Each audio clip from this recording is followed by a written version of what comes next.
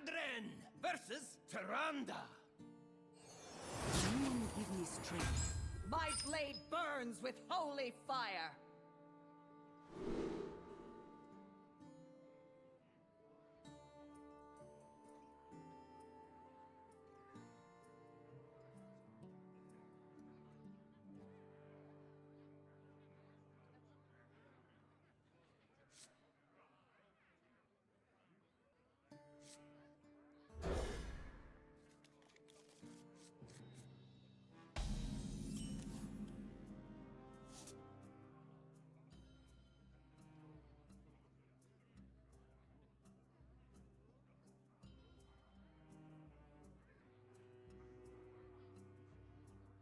来，我们打开喽。 This be our next reward. 这边还有一个道具，哦，这是刀子哎，哦，是这样的。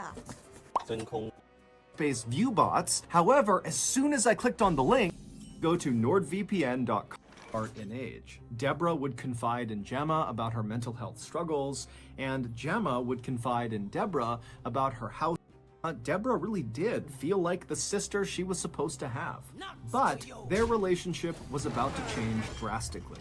In May of 2021, so 8 months after the two women met for the first time, and 1 month before Deborah would vanish, Deborah was forcibly injected with that antipsychotic medication in order to combat her paranoid schizophrenia. And right after Deborah got this injection, she began treating Gemma totally differently.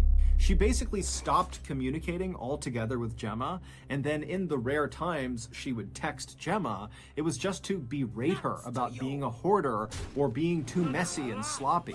Gemma didn't really know what to make of her friend's new behavior, but she knew, Deborah was going through a really tough time, and so Gemma just kind of took the abuse and didn't say anything.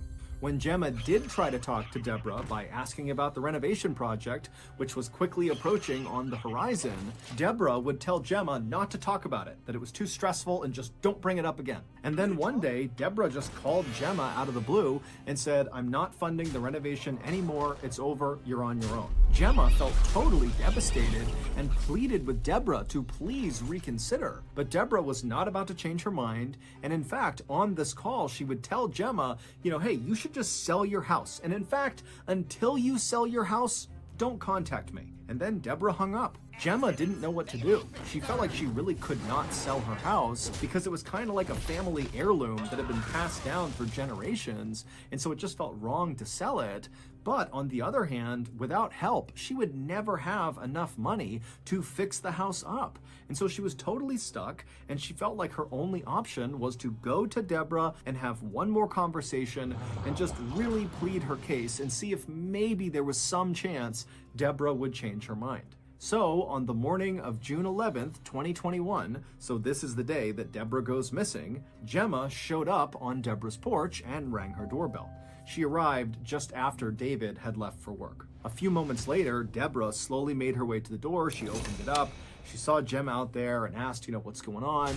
And Gemma just very politely said, "Would you please let me come in? And can we just talk one more time about the renovation?" And Deborah, who was not very enthused at the idea of having this conversation, said, "You know what? Okay, come on in." And so Gemma would go inside, and the two women would go sit down, and they'd exchange some pleasantries.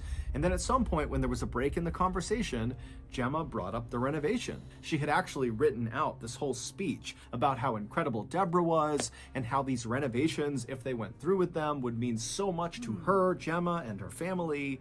But as Gemma is going through this pitch, Deborah just cuts her off and says, "Gemma, I'm sorry, but my decision is final. I am not paying for the renovation. I'm sorry." A little while later, both Gemma and Deborah would leave Deborah's house. And there actually is CCTV footage that shows the pair walking on Deborah's street right outside of her house. However, the reason the police did not flag this footage when they first were scanning all of that footage to figure out where Deborah went is because when you watch the footage of the two women together, it actually only looks like one person. It looks like Gemma. But Gemma is wheeling a huge suitcase right behind her, and as it would turn out, Deborah was inside of it. It's assumed that after Deborah was forcibly given that antipsychotic medication for her paranoid schizophrenia, that it really leveled her out. She was suddenly thinking very clearly for the first time in months. And in this clear state of mind, it's believed she realized the 200,000-pound gift she was giving to Gemma, someone she barely knew, was a bad decision. And so she just wanted to back out of it. And so, back inside of Deborah's house, when Deborah and Gemma are sitting there, and Gemma is doing her speech to try to convince Deborah to change her mind, and Deborah is saying, no, my final answer is no, it's over, that's when Gemma snapped. She grabbed a blunt object, we don't know what it was, and she smashed Deborah right over the skull and fractured her skull, causing Deborah to fall unconscious and slump onto the floor. And then Gemma leapt on top of Deborah's unconscious body. Gemma pulled out a knife and cut Deborah's head off.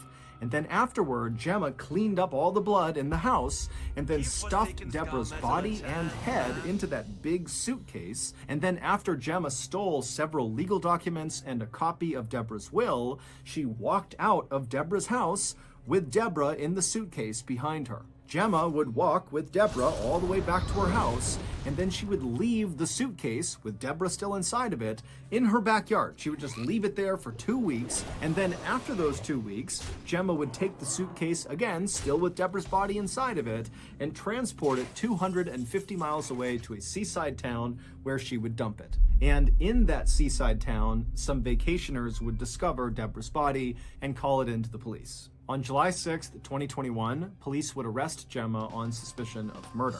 When they arrested her, they showed up at her house and used a battering ram to smash in her front door. And then when the door finally literally smashed open, Gemma was just standing there waiting for the police, as if she knew this was going to happen, and she's just waiting to be taken away. When the police would actually go into Deborah's house and search it, they would find a fake copy of Deborah's will where all of Deborah's estate was handed over to Gemma and Gemma's mother.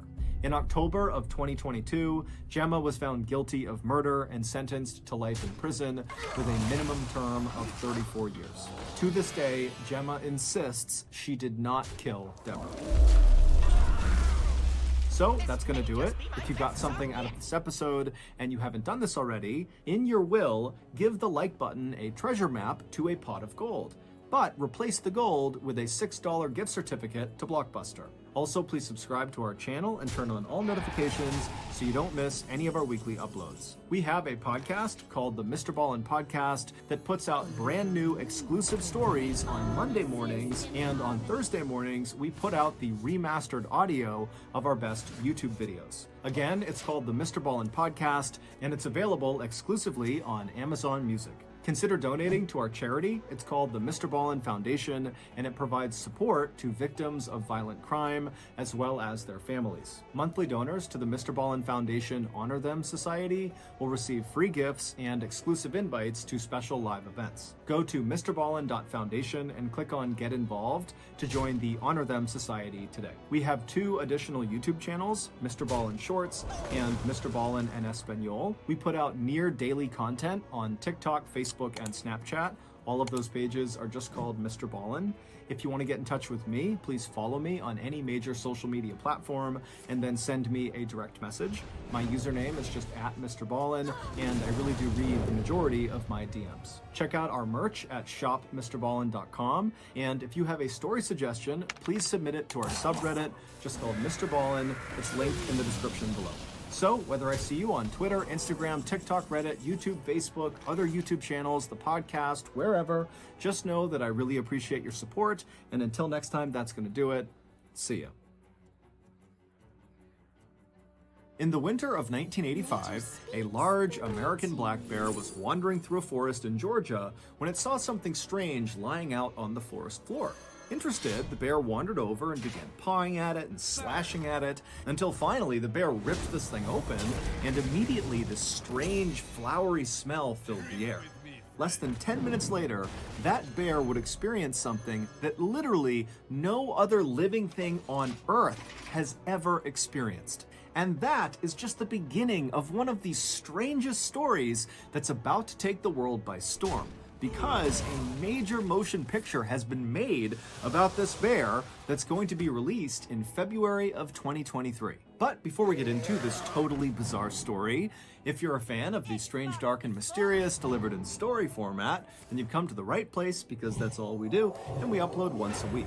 So, if that's of interest to you, please offer to make the like button a ham and cheese sandwich, but don't unwrap the cheese slices. Also, please subscribe to our channel and turn on all notifications so you don't miss any of our weekly uploads.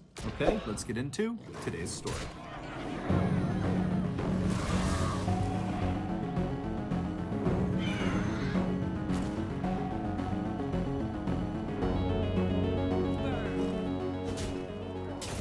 In early December of 1985, in the Chattahoochee National Forest in northern Georgia, a hunter was very carefully making his way through the trees trying to track the deer. Now, this hunter had been tracking this deer for over a mile, but it had been a while since he had seen any signs of it being anywhere nearby. And as this hunter continued to creep along, he became increasingly aware of how loud each of his steps were, because the ground all around him was covered in dry leaves, and so every step he was taking was creating a loud crunching sound. And so eventually this hunter just came to a stop and decided stalking this deer was totally pointless because he was basically scaring it away with these crunching sounds as he got closer to it. But before this hunter was ready to just give up and head back to his vehicle, he continued on a little bit further, and when he pushed through this particularly dense brush area, he saw this clearing up ahead. And the second he saw what was in this clearing, he froze, took